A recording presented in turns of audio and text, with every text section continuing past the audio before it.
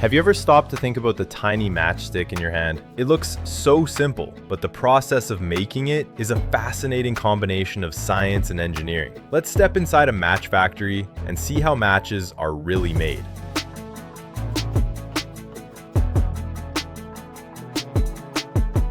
The journey begins with the match head compound. In a large industrial mixer, workers pour potassium chloride, a key oxidizing chemical. To bind everything together, they dissolve gelatin in hot water, which blends with the potassium powder to create a sticky base. Silica granules are then added.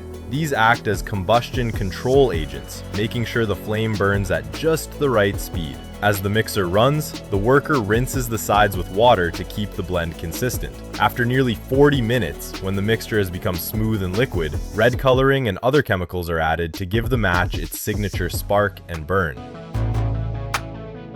Meanwhile, the wooden splints are being prepared. Factories often use aspen wood, which is splintered into thin sticks. These splints are treated with ammonium phosphate, a fire retardant that prevents them from glowing after the flame goes out. The sticks then pass across perforated plates to shake off dust and residue, while an automatic machine discards any broken or undersized splints.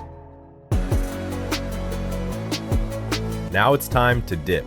An automatic feeder loads over 2 million splints per hour into perforated steel match bars, which move along an endless chain.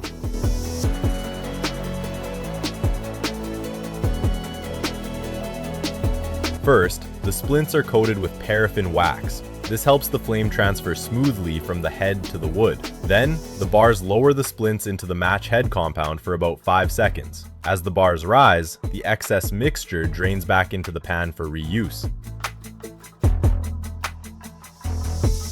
From here, the chain carries the matches on a looping path for nearly an hour. This slow up and down journey ensures that the match heads dry thoroughly and evenly. Once dry, the matches are strong, reliable, and ready for packaging.